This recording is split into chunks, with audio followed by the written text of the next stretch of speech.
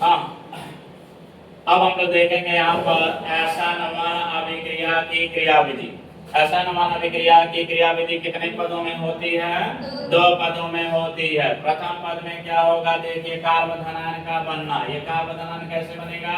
तो मैंने कहा हमारे पास जो एग्जांपल दिया है CH3Cl प्लस KOH है। इस CH3Cl और KOH में सबसे पहले अभिकर्मक हम CH3Cl को स्ट्रक्चर के रूप में लिख लिया C single bond H H H, और साथ ही साथ दाहिने हाथ पर मैंने क्या दिखा दिया है? Cl। अब यहाँ से मैंने कहा यह जो KOH है यह किस मीडियम में चल रहा है? पोलर मीडियम में चल रहा है। पोलर मीडियम में चलने की वजह से आयन में टूटेगा, तो आयन में टूटा तो हमने क्या लेकर आया? K+। यह K+ क्या करेगा? इस वाले में हाइड्रोजन लीविंग ग्रुप इसको आसानी से क्या करेगा? बाहर निकालेगा, और ये बाहर निकल के आपस में क्या कर जाएंगे? जुड़ जाएंगे। जुड़ने के बाद क्या बना दिया? KCl।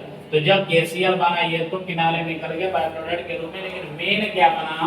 जब ये यहाँ से टूट के निकलेगा तो कहा जाता है ये जब बॉन्ड टूटने जाता है तो इसके ऊपर पार्शियल माइनस और पार्शियल नेगेटिव आ जाता है, यानी कि यहाँ ऋण आयन और यहाँ पे क्या जाएगा? धन आयन। अब ये जब टूट के निकलेगा ये बॉन्ड पूरी तरह से टूट जाता है, जिसपे चार्ज पूरी तरह से आ जाता है। जैसे यहाँ पर C पर कौन सा चार्ज आ गया? प्लस। या डेल्टा हट गया, पूरी तरह से बॉन्ड टूटा तो प्लस आ गया। Cl पे क्या आ चुका होगा? माइनस। तो माइनस और प्लस मिलके तो KCl बना दिया, लेकिन हाई प्लस तो किसी से जुड़ेगा नहीं। अब C पे जब प्लस दिखाई देता है तो ऐसे स्पीशीज को हम लोग कहते हैं कार्बोधनायन। क्या कहते हैं?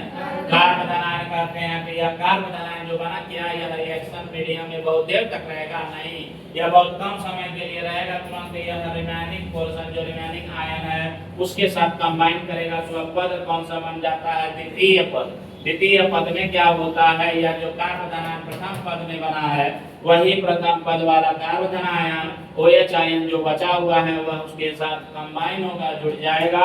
जुड़ने के बाद जो उत्पाद बनाएगा, क्या बना दिया? एक नया तरह का यौगिक बनाया जिसका नाम क्या है? मेथेनॉल है। इस तरह से हमने देखा कि असमान अभिक्रिया की क्रियाविधि कितने पदों में संपन्न हुआ या कितने पदों में पूर्ण हुआ? 2 पदों में। पहला क्या हो गया? कार्बोधनायन का बनना। दूसरा पद क्या हो गया? उत्पाद का बनना। ठीक है इतना। अब इसी के साथ यहाँ पे सबसे इंपॉर्टेंट क्वेश्चन जो ऑब्जेक्टिव सवाल जो होता है या वस्तुनिष्ठ प्रश्न होता है, इसी के आधार पर एक चीज एक्सप्लेन होने वाला है जो कि मैंने यहाँ पर बात किया हुआ है। SN1 अभिक्रिया में हैलो अल्केन की क्रियाशीलता का क्रम, यानी कि सीधा पूछ देगा हैलो अल्केन का क्रम क्या होगा SN1 अभिक्रिया में। तो आप दोनों ऑप्शन दिखाई देगा 1 2 3 और 3 2 1। लेकिन मैंने कहा जब SN1 की बात करेंगे तो आंसर आपका बनेगा 3 डिग्री 2 डिग्री 1 डिग्री। इसे समझने के लिए हमें कहाँ जाना होगा? हैलो अल्केन के वर्गीकरण में। तो मैंने कहा वर्गीकरण में जाते हैं तो हैलो अल्केन कितने प्रकार का मिलता है? 3 प्रकार का। प्राथमिक हैलो अल्केन, द्वितीयक हैलो अल्केन और तृतीयक। मैंने कहा यदि यहाँ पर हम Cl को हटा के या प्लस को हटा के Cl लगा दिया ये प्राथमिक हैलो अल्केन बन गया। यहाँ से मैंने इसको हटाया Cl लगा दिया तो द्वितीयक हैलो अल्केन बन गया। यहाँ से इसको हटा के क्या बन गया? तृतीयक हैलो अल्केन बन गया। ठीक है, तो प्राथमिक, द्वितीयक, तृतीयक। लेकिन क्या हम इसके आधार पर एक्सप्लेन कर पाएंगे हैलो अल्केन का क्रम? नहीं। इसे एक्सप्लेन करने के लिए हमें मैकेनिज्म में जाना पड़ता है। पहले स्टेप में क्या बन गया? कार्बोधनायन। तो हम यहाँ पे कार्बोधनायन बनाएंगे तो Cl को हटाएंगे तो 1 डिग्री कार्बोकेटायन, ये क्या बन गया? 2 डिग्री कार्बोकेटायन, और ये क्या बन गया? 3 डिग्री कार्बोकेटायन। तो मैंने कहा यह जो कार्बोकेटायन या कार्बोधनायन होता है 3 तरह का हो गया, 1 डिग्री 2 डिग्री 3 डिग्री। अब यह कार्बोधनायन की अपनी अस्थायित्वता का क्रम होता है या स्टेबिलिटी का क्रम होता है। कैसे एक्सप्लेन किया जाता है? तो मैंने कहा यदि C पर प्लस चार्ज लगा होता है तो इलेक्ट्रॉन की डेंसिटी घटी हुई होती है। उस समय अगर इसे इलेक्ट्रॉन मिल जाए कहीं से इसकी स्टेबिलिटी बढ़ने लगती है। तो मैंने कहा यहाँ पर अगर यह CH3 ग्रुप जो होता है वह प्लस आयन में कंसीडर होता है। प्लस आयन में कंसीडर होने की वजह से इलेक्ट्रॉन देने का काम करता है। इसका काम करता है? देने का काम करता है। जिसे इलेक्ट्रॉन मिलेगा, यदि इसे इलेक्ट्रॉन मिलेगा तो ये खुश हो जाएगा। खुश होगा इसका मतलब इसकी स्टेबिलिटी बढ़ गई कि घट गई? बढ़ गई। इसकी स्टेबिलिटी बढ़ गई। यहाँ एक तरफ से मिल रहा है यहाँ कितने तरफ से इलेक्ट्रॉन इसको मिल रहा है, दो तरफ से, ज्यादा खुश हो गया, ज्यादा स्टेबिलिटी हो गई। यहाँ से तीन तरफ से इलेक्ट्रॉन मिल रहा है, सबसे ज्यादा खुश हुआ, इसका मतलब सबसे ज्यादा स्टेबल हुआ।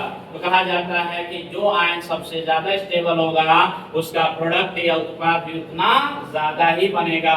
तो मैंने कहा अगर ज्यादा उत्पाद बन रहा है तो क्रियाशीलता सबसे ज्यादा किसका हुआ, 3 डिग्री का हुआ। तो 3 डिग्री सबसे ज्यादा क्रियाशील, उसके बाद 2 डिग्री, उसके बाद 1 डिग्री। तो मैंने कहा इसका जो करेक्ट ऑर्डर आ जाता है 3 डिग्री, 2 डिग्री और 1 डिग्री आ जाता है। बात बराबर है। इतना याद रखिएगा, SN1 अभिक्रिया में हैलो अल्केन की क्रियाशीलता का क्रम क्या आएगा, 3 डिग्री, 2 डिग्री, 1 डिग्री आ जाएगा। ठीक है ना। आज जब उसके बाद हम SN2 एक्सप्लेन करेंगे तो हम बताएंगे क्रियाशीलता का क्रम क्या चलता है।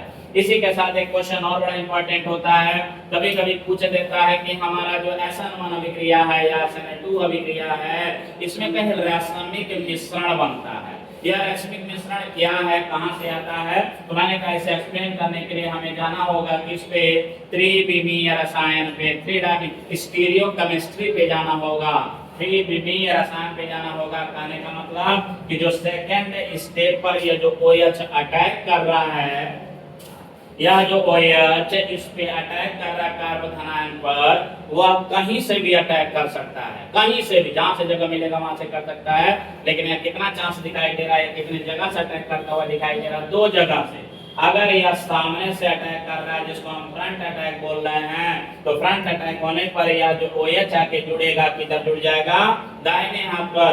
जब ये दाहिने हाथ पर जुड़ जाता है इसे कहते हैं कौन सा फॉर्म, डी फॉर्म बोलते हैं। लेकिन यदि हो सकता है यह OH तो सामने से ना अटैक करके किधर से अटैक करेगा, बैक अटैक कर रहा है, तो यह OH कहां पे जुड़ जाएगा, बैक साइड में। इस बैक साइड से जुड़े हुए को क्या बोलेंगे, अल्फा फॉर्म बोलेंगे। तो यहाँ हमें दिखाई दे रहा है कि जब फ्रंट अटैक हो रहा है तो डी फॉर्म बन रहा है, और यहाँ पर जब ये इधर से अटैक कर रहा है तो क्या बन रहा है, ये अल्फा फॉर्म बन रहा है। इसका मतलब कि जब हम हेलो अल्केन लिए थे तो यहाँ पर Cl किधर जुड़ा है, दाहिने हाथ पर, तो OH भी किधर जुड़ गया, दाहिने हाथ पर। इसे बोलते हैं रिटेंशन, जैसा है वैसा ही मिल गया तो कहते हैं रिटेंशन।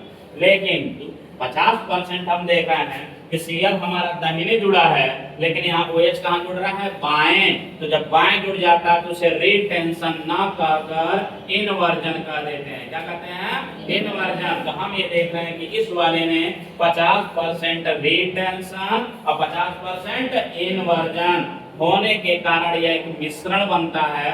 इस मिश्रण का जो नाम जाता है वह नाम क्या कहलाता है, रासायनिक मिश्रण। ऐसा मिश्रण जिसमें 50% डी फॉर्म और 50% एल फॉर्म उपस्थित होता है, क्या कहलाता है, रासायनिक मिश्रण कहलाता है। यह रासायनिक मिश्रण बताइए SN1 में बन रहा है कि SN2 में बन रहा है, SN1 में बन रहा है। तो जब भी क्वेश्चन आ जाए कि आपका रासायनिक मिश्रण किस प्रकार के अभिक्रिया में बनता है, ऑप्शन ए 1 या SN1, ऑप्शन बी जाएगा SN2, ऑप्शन सी दोनों, और लास्ट वाला ऑप्शन कोई नहीं। तो क्या आंसर मारेंगे, यस आंसर इज SN1 अभिक्रिया, यानी कि रासायनिक मिश्रण आपका बनता है SN1 अभिक्रिया। बात समझ में आ गया।